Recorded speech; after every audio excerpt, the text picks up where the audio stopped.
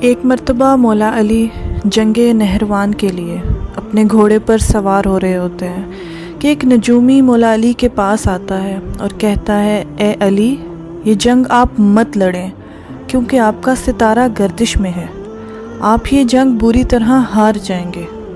مولا علی اس کی بات سن کر گھوڑے سے نیچے آ جاتے ہیں اور اس نجومی کو کہتے ہیں، اچھا تم ستاروں کے حال جانتے ہو؟ اس نے کہا، ہاں میرا کام یہی ہے، میں ستاروں کو دیکھ کر انسان کا حال بتا سکتا ہوں، اور آپ کا ستارہ گردش میں ہے، اسی لیے آپ کو بتایا ہے کہ آپ یہ جنگ ہار جائیں گے۔ مولا علی نے اس نجومی کو کہا، اچھا وہ سامنے ایک گھوڑی ہے جو پیٹ سے ہے، بتاؤ اس کے پیٹ میں نر ہے یا مادہ ہے؟ اب وہ نجومی خاموش۔ مولا علی نے کہا، تم تو کہہ رہے تھے کہ میں ستاروں کے حال جانتا ہوں، یہ تو تمہاری نظروں کے سامنے ہے، تم تو اس کا حال بھی نہیں جانتے۔ مولا علی نے کہا، اچھا بتاؤ کون سا ستارہ جب ٹوٹتا ہے تو اونٹ پر ایک حرکات ظاہر ہوتی ہیں؟ اب پھر وہ نجومی خاموش۔ مولا علی نے کہا، اچھا اس میرے گھوڑے کے پاؤں کے نیچے زمین پر ایک چیز ہے، بتاؤ وہ کیا ہے؟ نجومی پھر سے خاموش۔ مولا علی نے کہا، تم آسمان کے تو کیا زمین پر تمہاری نظروں کے جو سامنے ہے وہ بھی نہیں جانتے۔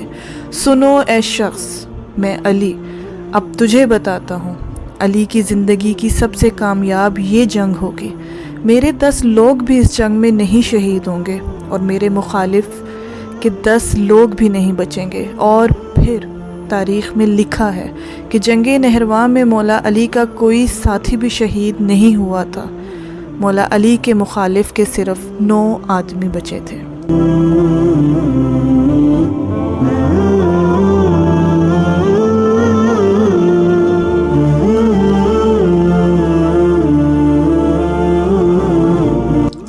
ایسے ہی ایک اور جگہ بیان ہے کہ امام زین العابدین فرماتے ہیں، جب نوح علیہ السلام کشتی بنا رہے تھے تو ایک مومنہ بوڑھی عورت روز اللہ کے نبی کے پاس اپنی گٹھری لے کر آتی اور کہتی، اے اللہ کے نبی، کب کشتی روانہ ہوگی؟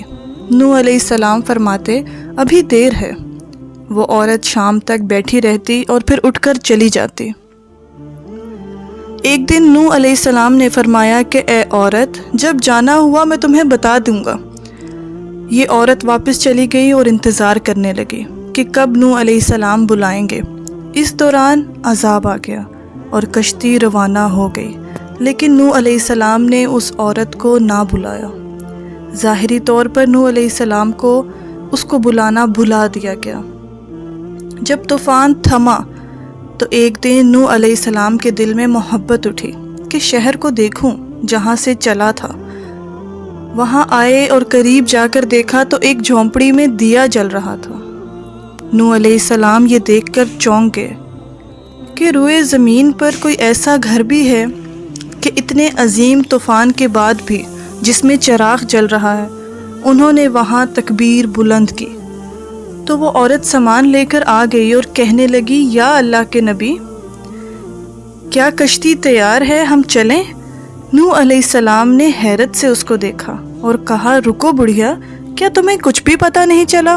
وہ کہنے لگی، یا نبی اللہ، کیا نہیں پتہ چلا؟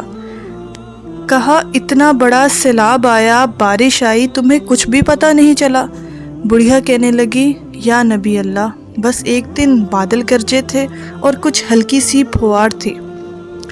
نوح علیہ السلام حیران ہو کر آسمان کی طرف دیکھنے لگے اور کہا، میرے اللہ، یہ کیا ماجرا ہے؟ اللہ تعالیٰ نے نوح علیہ السلام پر وحی بھیجی کہ اے میرے پیارے نبی، اس عورت کے دل میں چونکہ تمہاری محبت تھی اور تم نے اسے پابند کر دیا تھا، اور چونکہ تمہارا اس سے وعدہ بھی تھا کہ نجات کی کشتی میں اسے لے جاؤ گے، تب جب کہ تم نے اپنا وہ وعدہ پورا نہیں کیا، لیکن اے نوح، میں تو تمہارے وعدے کا ذمہ دار تھا، اس لیے میں نے اس بڑھیا تک عذاب پہنچنے ہی نہیں دیا۔ امام سجاد علیہ السلام نے پاس بیٹھے اپنے مومنین سے فرمایا، اے مومنو، یہ حدیث قیامت تک کے مومنین تک ضرور پہنچانا، یہ حدیث مومنین تک پہنچانا تم پر واجب ہے۔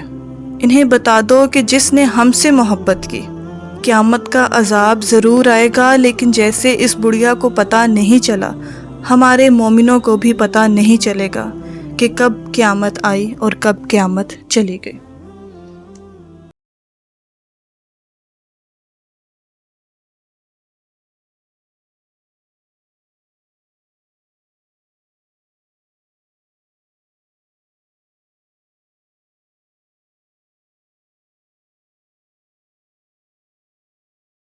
کا عجیب واقعہ۔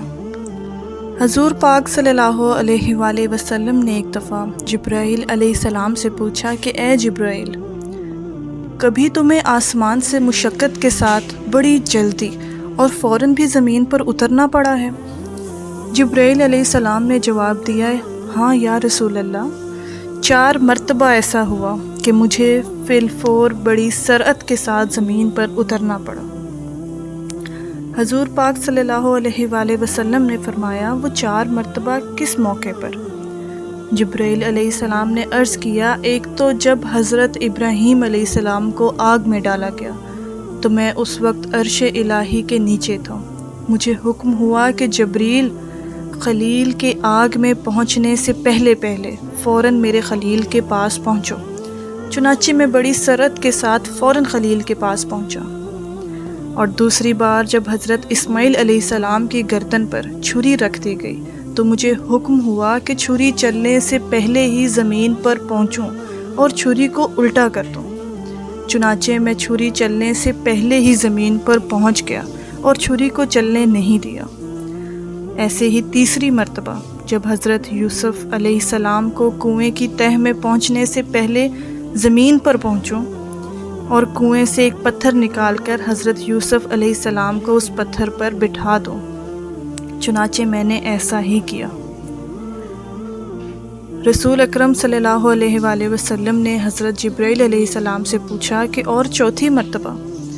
حضرت جبرائیل علیہ السلام نے کہا، اور 4تھی مرتبہ یا رسول اللہ، جب کافروں نے حضور پاک صلی اللہ علیہ وسلم کا دندان مبارک شہید کیا تو مجھے حکم الہی ہوا کہ میں فوراً زمین پر پہنچوں اور حضور کے دندان مبارک کا خون زمین پر نہ گرنے دوں، اور زمین پر گرنے سے پہلے ہی میں وہ خون مبارک اپنے ہاتھوں میں لے لوں۔